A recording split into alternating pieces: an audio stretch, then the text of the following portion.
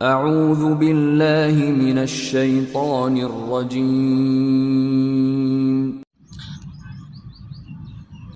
अस्सलामु अलैकुम स्टूडेंट्स। आज थर्ड लेक्चर में एफएम के आपको खुशामदीद। अच्छा, आज हम जो है क्वेश्चन नंबर 2 देखते हैं। और क्वेश्चन नंबर 2 की अगर बात की जाए तो ये भी क्वेश्चन नंबर 1 की तरह पार्ट्स में मौजूद है। और इसका ए और बी पार्ट जो हैं वो अगर हम देखें तो ए पार्ट जो है उसमें सिर्फ सिंगल अमाउंट वाला फार्मूला यूज़ होगा। ठीक है, उसने हमें कहा है कि at the end of 3 years, मतलब 3 साल बाद जो $100 की अमाउंट है, ठीक है, उसकी हमने प्रेजेंट वैल्यू फाइंड करनी है, उसकी कितनी वर्थ बनेगी टुडे। ठीक है, 3 साल बाद जो $100 होगा। ठीक है, तो इसमें प्रेजेंट वैल्यू वाला सिंगल अमाउंट वाला सिंपल फार्मूला यूज़ होगा। और डिस्काउंट रेट उसने आपको 3 दिए हुए हैं, बिल्कुल जैसे हमने फर्स्ट क्वेश्चन में फ्यूचर वैल्यू फाइंड की थी, बिल्कुल वैसे ही ये यूज़ होगा। सिर्फ फार्मूले को रीअरेंज करना है और प्रेजेंट वैल्यू फाइंड करनी है। अब इसका अगर बी पार्ट देखा जाए तो बी पार्ट जो है वो भी एनविटी है। ठीक है, एनविटी सबसे पहले हमारा जो काम होता है क्वेश्चन में वो यही होता है कि हम देखें कि ये एनविटी है या सिंगल अमाउंट है, फिर एनविटी में एनविटी ड्यू है या ऑर्डिनरी एनविटी। ठीक है, तो सेकंड पार्ट जो है ये एक एनविटी है, क्योंकि वो कहता है कि what is aggregate present value of 500 received at the end of each of the next 3 years. ठीक है, एज्यूमिंग अ डिस्काउंट रेट। अच्छा, तो ये भी अगर देखा जाए तो at the end of each year. ठीक है, तो at the end of each year है तो मतलब ये एक ऑर्डिनरी एनविटी है। और इसमें एक क्वेश्चन उसने क्या किया है, वो इसने कहा है कि प्रेजेंट वैल्यू फाइंड करें अगर at the end of each 3 next years जो हैं वो हम रेगुलर पेमेंट सबमिट कराएं, और वो अमाउंट क्या है $500। ठीक है, तो उसमें वो परसेंटेज उसने 2 दी हुई हैं, उनको यूज़ करके प्रेजेंट वैल्यू का ऑर्डिनरी एनविटी का हम फार्मूला यूज़ कर लेंगे और सिंप्लीफाई करेंगे तो आंसर आ जाएगा। ये दो जो पार्ट थे ये हमारे प्रीवियस लेक्चर के सिमिलर ही थे। ठीक है, सिर्फ फार्मूला यूज़ करना था, यूजेज उनका मैंने आपको बता दिया है। अब हम चलते हैं पार्ट सी की तरफ।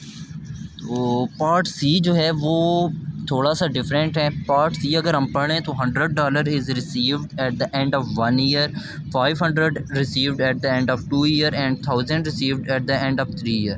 What is the aggregate present value of these received assuming a discount rate of 4% and 25%। अब इसमें बात उसने ये की है कि हमने प्रेजेंट वैल्यू फाइंड करनी है। ठीक है, और रेगुलर पेमेंट्स भी हो रही हैं, at the end of each year हो रही है, तो मतलब ऑर्डिनरी एनविटी भी है।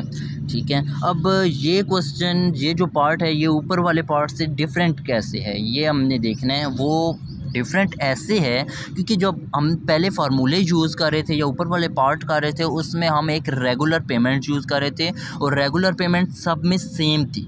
अब इस क्वेश्चन में क्या है कि रेगुलर पेमेंट जो है at the end of each year वो चेंज हो रही है। ठीक है, तो इसके लिए एक फिर आसान तरीका है, वो हम टेबल से इसको सॉल्व करते हैं।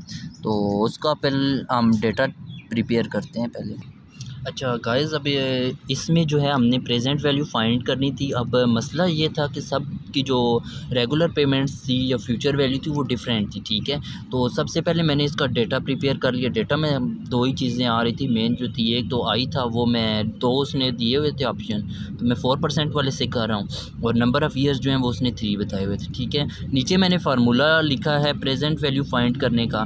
तो present value is equal to future value, single amount वाला जो फार्मूला हम यूज़ करते थे बेसिकली वही फार्मूला है आ रहा है यहाँ पे असल में सब अमाउंट्स को अलग अलग हम डिस्काउंट इस वजह से कर रहे हैं क्योंकि अमाउंट्स जो हैं वो हर ईयर में चेंज हो रही है।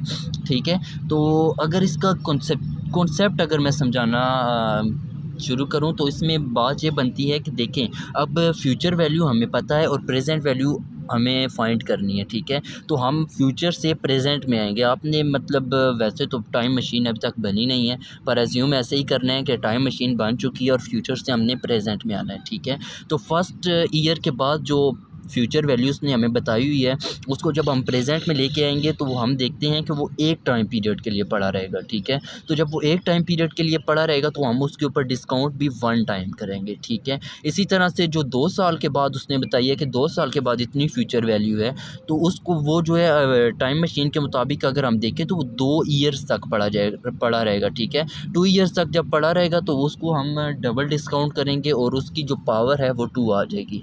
इसी तरह से जो 3rd ईयर के बाद वाली अमाउंट है वो 3 साल तक पड़ी रहेगी और 3 साल तक पड़े रहने की वजह से उसके ऊपर जो पावर है वो हम क्यूब कर लेंगे।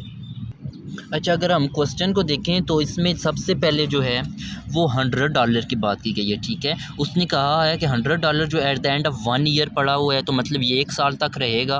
तो फर्स्ट अमाउंट हमारी 100 ईयर आ जाएगी फार्मूले में। सेकंड अमाउंट जो है वो 500 है जो 2 साल तक पड़ी रही है, ठीक है। तो सेकंड अमाउंट जो है वो 500 आ जाएगी और थर्ड वाली जो वो हमारे पास 1000 आ जाएगी। अब इसको हम फार्मूले में पुट करवा दें। अच्छा, जब फर्स्ट जो है वो मैंने 100 पुट कर दी, ठीक है। अब सेकंड जो है वो 500 आ गई। उसी तरह से इसको डिस्काउंट करेंगे 4% से, ठीक है। फिर जो है वो थर्ड आ जाएगी 1000 को भी इसी तरह से डिस्काउंट कर लेंगे हम 4% से। अब ये बेसिकली टेबल बन गया है, इसको हम सिंप्लीफाई करेंगे और तीनों का आंसर निकाल के तो ऐड करेंगे और आंसर आ जाएगा। अच्छा, फिर हमने यहाँ पे सिंप्लीफाई किया है तो फर्स्ट को जब हमने डिस्काउंट किया तो उसकी अमाउंट आई है 96.15। सेकंड वाले को डिस्काउंट किया तो वो 462.28 बना है। थर्ड वाले को डिस्काउंट किया तो 889, ठीक है। फिर इन तीनों को हमने ऐड किया है। तीनों को जब ऐड करेंगे तो इसकी प्रेजेंट वैल्यू आ जाएगी इन तीनों अमाउंट की, ठीक है। अच्छा, तो प्रेजेंट वैल्यू आ गई। प्रेजेंट वैल्यू हमारे पास आ गई है 1447.43, ठीक है। राउंड ऑफ भी कर सकते हैं, 1447 आंसर आ जाएगा। तो ये हमारा आज क्वेश्चन नंबर 2 हो गया। अब अगर इसके अगले पार्ट की बात की जाए तो डी पार्ट जो है वो भी सिमिलर इसी तरह से ही सॉल्व होगा। उसमें सिर्फ जो इसमें डिफरेंस है वो ये है कि पहली अमाउंट यहाँ पे 100 थी और थर्ड 1000 थी।